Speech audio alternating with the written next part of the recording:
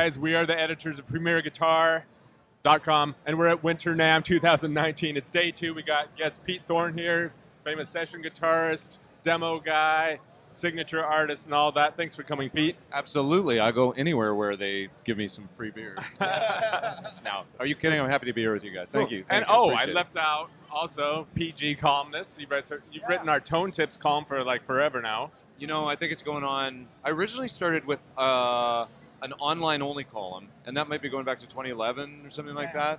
And then I started with Tone Tips in 2012, maybe a year later, and I've been doing it ever since. And I love it. I love doing it every month. We love it. So it's so much fun. So we got Jason Chadwick here. We got Perry Bean. We got me, Sean Hammond. And Jason, do you want to start us off talking about the coolest stuff we saw today? We saw, as usual, tons of cool stuff, but we're just kind of picking the stuff that really jumped out at us as a great deal. Great. And I want to make sure I get this name right because I've had half a beer and I have a trippy tongue. It's the Two Rock Silver Sterling Signature, which was really cool. It's just a big, loud. They make two versions. They make a 100-watt version and a 150-watt version, and it has 7 12AX7 tubes in it. So it's like headroom on top of headroom on top of headroom. But the what's the power section? The 150-watt one is 6550s, and the other one's 6L6. And it was. Wait, are you saying it's two different amps or two power amps in the same head? The 150-watt version has different power tubes than the 100-watt version. So two different models of the same amp.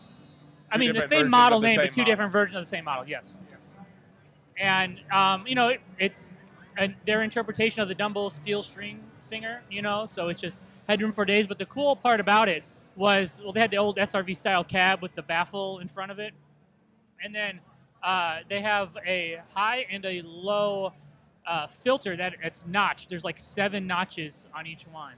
So on top of the normal, from what I could see, the normal kind of array of switches and controls that they have on most of their other ones, the one I've played the most is the Bloomfield Drive, and it looked almost very similar to that, except for these 2 notch controls that you can do. But it sounded, you know, really, really good. If you need just loud, clean, you know, it dirties up a little bit, but there's a pile of headroom.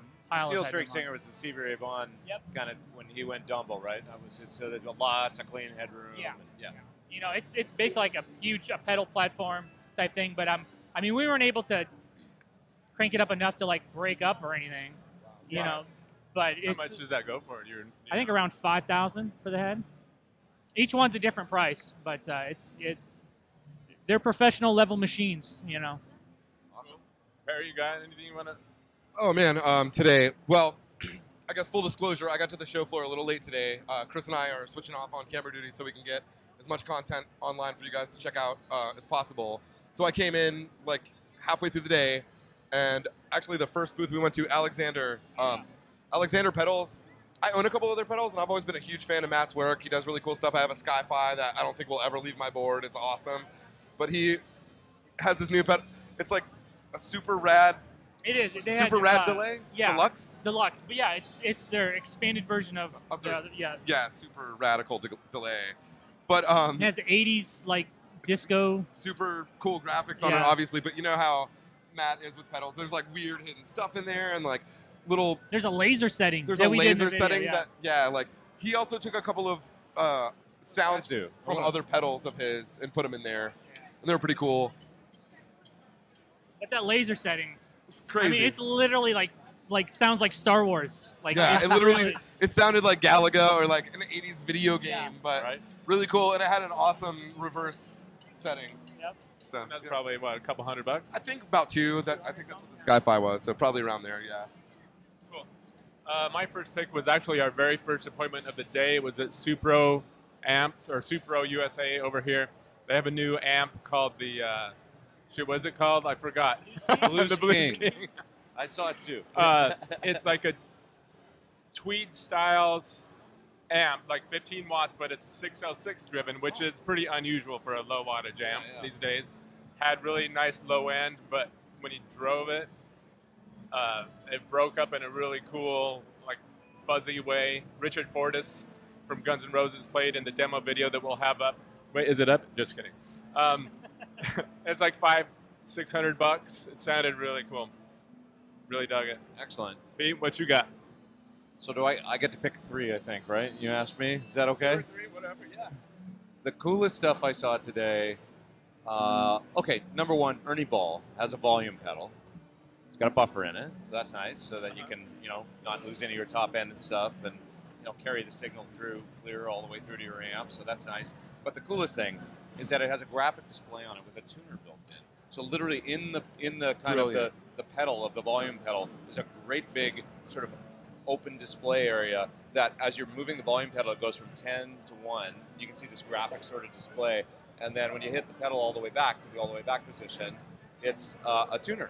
A tuner comes on. And I can't see that well, as most people out there probably assume. And so for me, it's just like the graphic display. It's huge and really bright. So you can be really precise on stage. You don't have to use your muscle memory. I think that's about where I like it for this song. Or yeah, you can see if you're like, well, I know it's supposed to be a 3 or 4. It's just a giant 3 or 4 on the pedal. You can see it. So I thought that was really cool and useful. And you said hill down engages the tuner. Yeah, and heel down engages the tuner. Obviously, your volume off bypass. That's handy. Save you some room on a board. Is it big like their original volume or like the junior size? I was trying to figure that out. I'm not. I think it might be a junior size, but I'm not 100% sure about that. That's a good question. We should find a picture of it. So that was really cool. The Audient preamp Sono. Have I got that right? Yeah, the Sono preamp. That was really interesting too. They've come up with a preamp that's kind of almost like a clean amp, but in like a pedal format. But it's not a pedal. It could be on a pedal board. But what it is a, hey Dave, what's up? Seeing friends come by. That's always what NAMM's all about. Hi Dave. Love you, Pete. I love you too, Dave. He's one of my oldest friends in LA. It's also an audio interface with 2 high quality microphone preamps built in.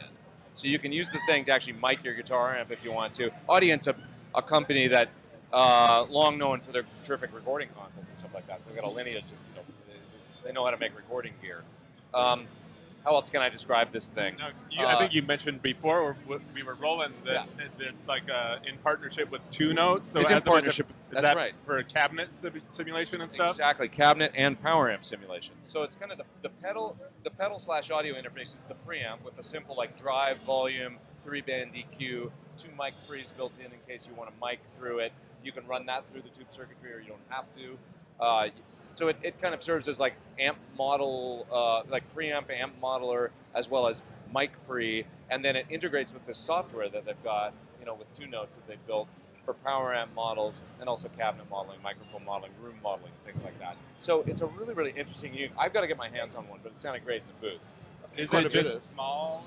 Like how big is it? Like it's very size? Yeah, I want to say it's it's kind of like tabletop audio interface size. So that's really cool. I thought that was really interesting and unique. I've never seen anything quite like it. Any idea how much it is? It was under $500. I know that. I think it was $499 US. I think they said it was $415 in pounds, in UK pounds. So it'd be $499. So that was neat. And then the other thing I'd be remiss if I didn't bring this up is I've got a new amp.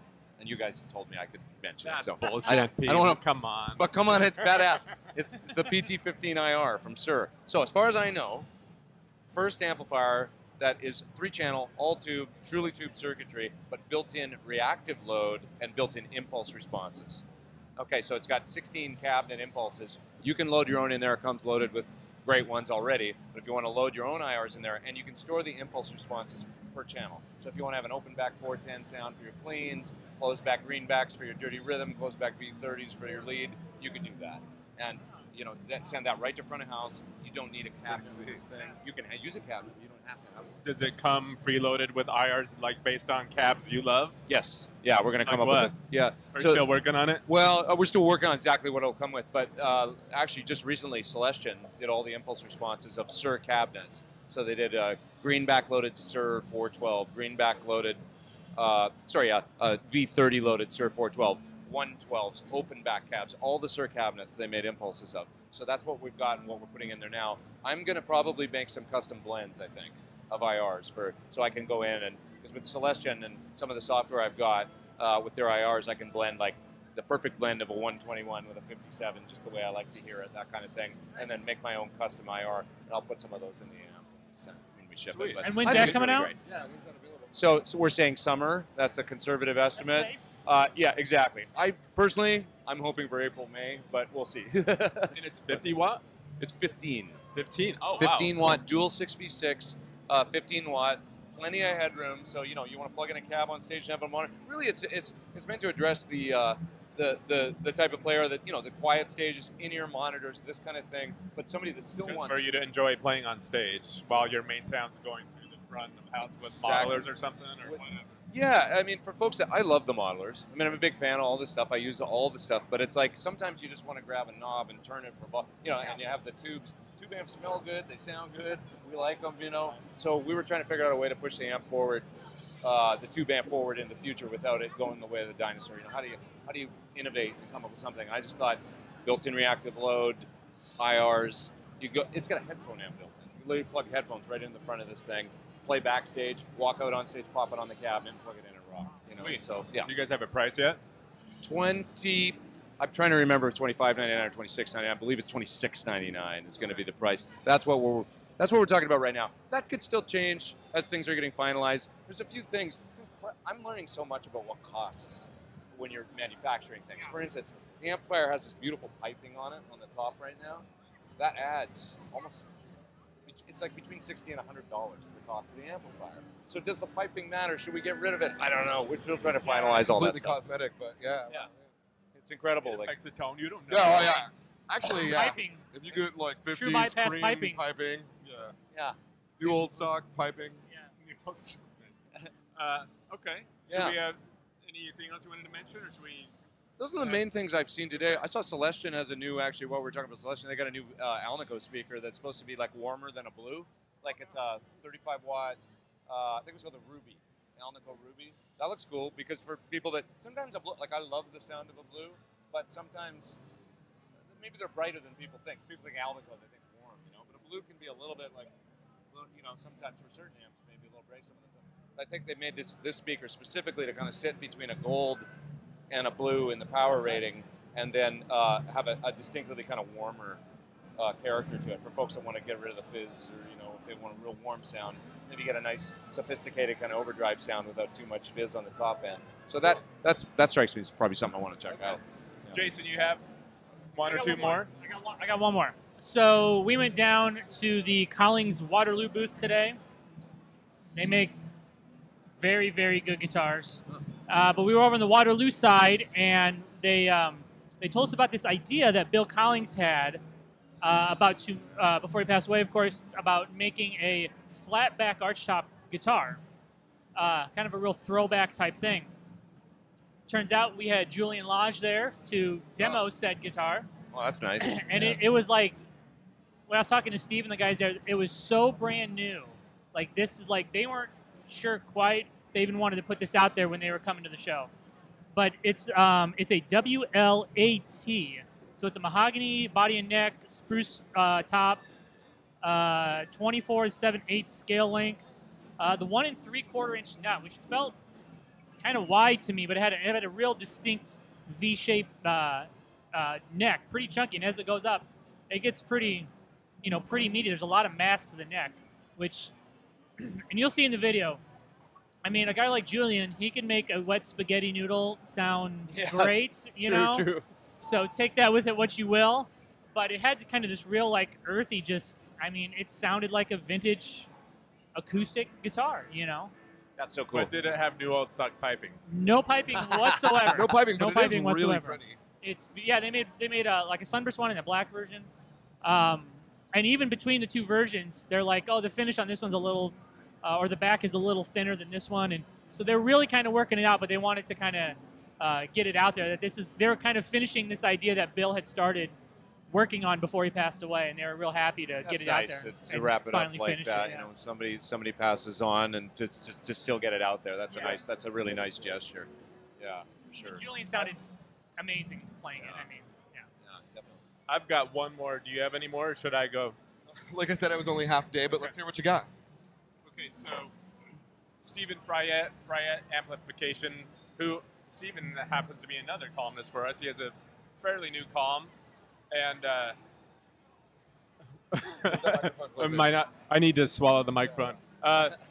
So Stephen Fryette from Fryette Amplification also for the last couple of years, has been owner of the Sound City brand, which has roots back with Dave Reeves, who started high-watt amps back in the 60s. So high-watt amps obviously have a very unique sound profile that's not Marshall, Vox, or, the big three. It's, they're brawny and mean, but great clean headroom. And Steven has been, he's got models that are like the original 100-watt beefy ones that will blow your head off, but he's also bringing them down into lower wattage heads and combos. And we've taken a look at those at the past NAMMs. This NAMM, he has a new SC20 head. So it's a pretty small head, 20 watts, 6v6 driven, I believe. And the SC30 before that we reviewed a little while ago was KT66s, I think, but they have very similar voice. Steven is a genius, and the articulation on his amps and the note separation and the lushness of the reverb they're some of the greatest amps I've played in a long time, and I was really impressed. He does good work. I mean, he did the really brilliant power station as well, right? The load box in it, which is my actually favorite attenuation / a way to attenuate an amp. It's really like a load and reamp, I guess. But what a terrific thing that was, that he came up with. Yeah. And the cool thing about these is he's known, I think, like he started VHT amplification back in the 80s or 90s. And sold that later, but he's like his Freya amps, I think, are all hand wired, but these Sound City are PCB construction, so they're more accessibly priced, but they sound so good, better than many hand wired amps I've played, and better than almost all PCB amps I've played. Pretty reasonably priced? Yeah, this SE20 head is like, I think he said $12.99 or something. Did you say it was a single speaker? Well, this is a head. There is a combo version that already came out, and I think that's like $14.99. But yeah, that is reasonably great. Yeah, that's cool. I didn't know they were PCB. That's interesting. Yeah, I'm learning all kinds of stuff today. It's great. You know what I learned today that was really interesting? I went to Martin. I learned the difference between an orchestra model and a is it double O or triple O is the scale length. Yeah, I didn't know that. I never knew the difference. I learned something new at every NAMM. Yep. Yeah, it's great. Well, we appreciate you coming, Pete. It's been a pleasure. Yeah. Guys, we're going to do another Editor's Picks video for day 3 of NAMM tomorrow. Who's our guest tomorrow? I think tomorrow it's Juan Alderete and Nick Reinhardt, if I remember correctly, from Pedals and Effects. So come back and join us.